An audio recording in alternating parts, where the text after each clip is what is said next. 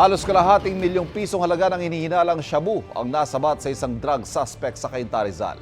Umamin ang suspect na gumagamit siya ng droga pero no comment sa alegasyong nagbebenta siya.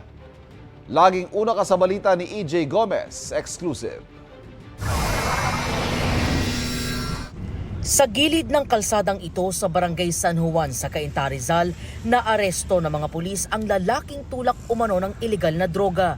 Ikinasa ng Cainta Police ang buy-bust operation pasado alas 4 ng madaling araw noong linggo. Ayon sa pulisya, mismong mga drug personalities na una nang nadakip ng mga operatiba ang nagturo sa suspect na si alias Pangga.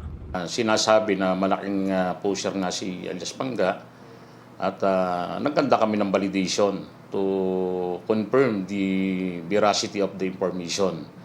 And then, prove namin. Nakumpiska sa suspect ang 13 pakete ng hinihinalang shabu na tumitimbang ng humigit kumulang 70 gramo at nagkakahalaga ng 476,000 pesos. Base sa investigasyon, sa Taguig nang gagaling ang drug supply ng suspect na kanyang ibinebenta sa Cainta, Taytay, Antipolo at Binangonan sa Rizal. Ang ginagawa nila sa pag-transact sa pagbebenta through online payment and then kaliwaan, magkikita sa isang lugar. Sometimes merong dead drop na tinatawag. Hindi direktang sumagot ang suspect sa paratang na pagbebenta, pero aminado siya sa paggamit ng droga. Dala lang po siguro nung kabataan na sa barka-barkada, ganun. Hindi naman po tuloy-tuloy Tuloy-tuloy na. sa paggamit ko. Tapos yung pagbebenta, Ay, hindi ko po masasagot yan, ma'am. Sa korte ko na lang po sasagutin yan, ma'am.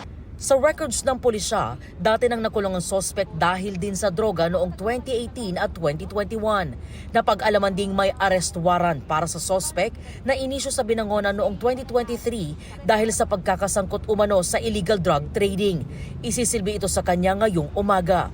Nakakulong sa custodial facility ng Cainta Municipal Police Station ng suspect na maharap sa panibagong reklamong paglabag sa Republic Act 9165 o Comprehensive Dangerous Drugs Act of 2002. Ito ang unang balita. EJ Gomez para sa GMA Integrated News. Kapuso, huwag magpapahuli sa latest news and updates. Maging una ka sa balita at mag-subscribe sa YouTube channel ng GMA Integrated News.